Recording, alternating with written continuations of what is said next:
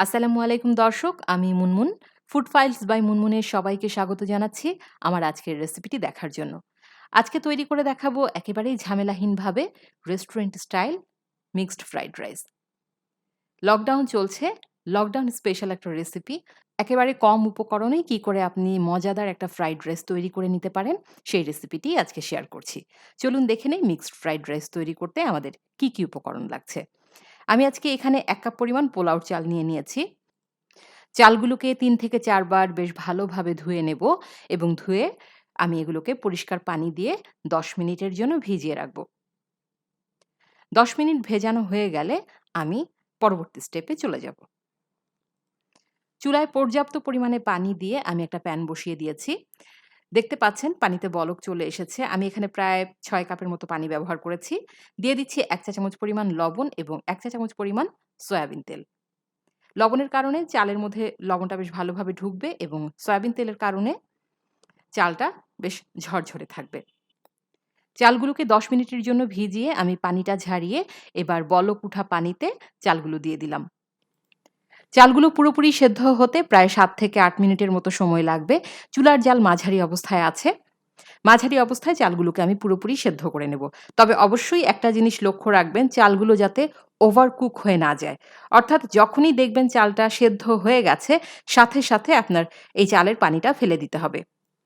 আমি একটু হাতে নিয়ে দেখছি চালগুলো পুরোপুরি সেদ্ধ হয়েছে কিনা। আমার চালটা পুরোপুরি সেদ্ধ হয়ে গেছে। আমি এগুলোকে এখন সাথে চাল থেকে পানিটা আলাদা করে নেব। এর জন্য আমি একটা ছাঁকনি ব্যবহার করছি। আগে থেকেই এগুলো রেডি করে রাখতে হবে। কারণ চালটা সেদ্ধ হয়ে গেলে কিন্তু সাথেই আপনাকে এই কাজটা করে নিতে হবে।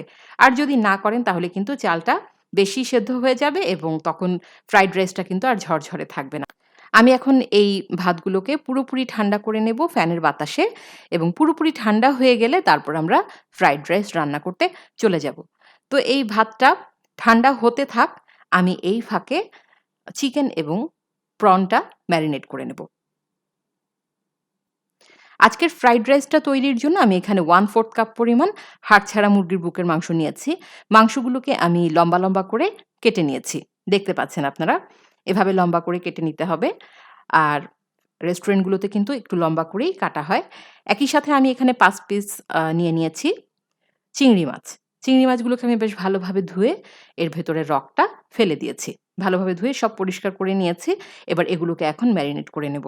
ম্যারিনেশনের জন্য আমি প্রথমেই দেব ১/২ চা চামচ পরিমাণ লেবুর রস। এরপর এখানে দেব ১/২ চা চামচ পরিমাণ আদা বাটা, ১/২ চা চামচ পরিমাণ দিয়ে দেব রসুন বাটা, দিয়ে দেব ১/২ চা চামচ পরিমাণ কালো গোলমরিচের গুঁড়া, ফ্রেশ গোলমরিচ আমি গ্রেট করে নিয়েছি। দিয়ে দেব ১ চা চামচ পরিমাণ সয়া সস এবং সেই সাথে আমি এখানে দেব সামান্য একটু লবণ, চিমটি পরিমাণ লবণ। যেহেতু সয়া সসে লবণ থাকে, খুব বেশি লবণ এখানে ব্যবহার করব না। এবার সমস্ত উপকরণ বেশ ভালোভাবে মিশিয়ে নেব। ভালোভাবে মিশিয়ে এগুলোকে ১০ মিনিটের জন্য একটা সাইডে রেখে দেব। হয়ে গেছে, এবার আমি রান্নায় চলে যাচ্ছি। চুলায় একটা প্যান বসিয়ে দিয়েছি, দিয়ে দিচ্ছি ২ টেবিল চামচ পরিমাণ সয়াবিন তেল। সেই সাথে দেব ১ চা চামচ পরিমাণ কুচি করে রাখা রসুন। রসুনগুলোকে আমি ৩০ সেকেন্ডের মতো ভেজে নেব চুলার জাল লোয়ার মিডিয়ামের মাঝামাঝি অবস্থায় রেখে। রসুনগুলো ভাজা হয়ে গেলে আমি এর মধ্যে দিয়ে দেব ম্যারিনেট করে রাখা মুরগির মাংস এবং চিংড়ি মাছ। যেহেতু হাড়-ছাড়া মুরগির বুকের মাংস এবং চিংড়ি মাছ দুটোই হতে খুবই কম সময় লাগে। চিংড়ি মাছ তো হতে মাত্র ২ থেকে ৩ মিনিট সময় লাগে। ২-৩ মিনিটের মধ্যে চিংড়ি মাছ সুন্দর মতো রান্না হয়ে যায়। আর যেহেতু চিকেনগুলো একেবারেই পাতলা করে কাটা, লম্বা করে কেটে নিয়েছি, হাড়-ছাড়া মুরগির বুকের মাংস, এগুলোও হতে খুবই কম সময় লাগবে। তো মুরগি এবং চিংড়ি দুটোই হতে আমার ৪ থেকে ৫ মিনিটের মতো সময় লাগবে। তবে হ্যাঁ, আপনারা যদি মুরগির পরিমাণটা বেশি নেন, সেক্ষেত্রে চিংড়ি মাছটা পরে এড করবেন। কারণ চিংড়ি মাছ হতে খুবই কম সময় লাগে। মুরগিটা আগে ভেজে নেবেন, তারপরে চিংড়ি মাছটা এড করবেন। এখানে আমি একটা ডিম নিয়ে নিয়েছি। ডিমটাকে আমি সামান্য একটু লবণ দিয়ে ফেটিয়ে নেব। প্রায় ৪ থেকে ৫ মিনিট পর যখন মুরগি এবং চিংড়ি দুটোই আমার হয়ে গেছে, তখন আমি এই ডিমটা ভেজে নেব। পাশে দিয়েই আমি সামান্য একটু তেলে এই ডিমটা ভেজে নিচ্ছি। প্রথমেই কিন্তু নাড়াচাড়া করতে যাবেন না। ১০ সেকেন্ড পার হয়ে যাওয়ার পর ডিমটাকে ভেঙে নেবেন।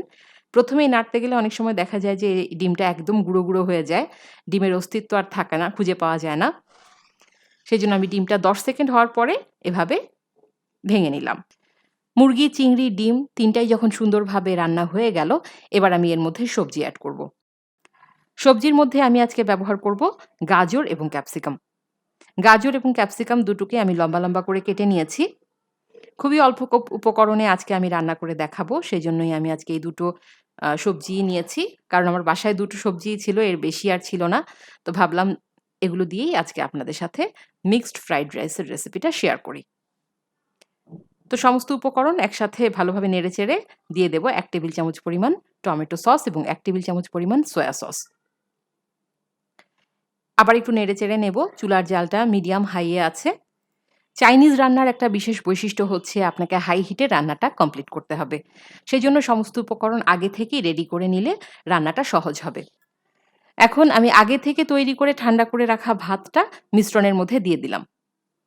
মিক্সড ফ্রাইড রাইস খুবই মজার একটা রেসিপি, প্রিয় দর্শক, খুব সহজেই কিন্তু তৈরি হয়ে যায়।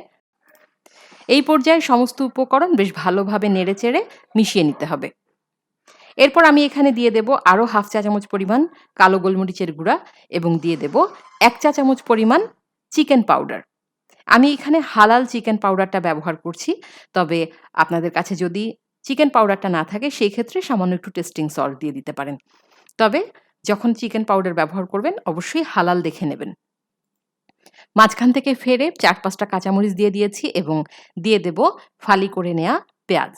আপনারা চাইলে এই পেঁয়াজটা কিন্তু প্রথমেই অ্যাড করতে পারেন। যখন আমি ক্যাপসিকাম এবং গাজর দিয়েছি তখন চাইলে কিন্তু এই পেঁয়াজটা দিয়ে দিতে পারেন। তবে আমার কাছে পেঁয়াজটা কচকচে খেতে বেশ ভালো লাগে। সেজন্য আমি লাস্টে অ্যাড করলাম।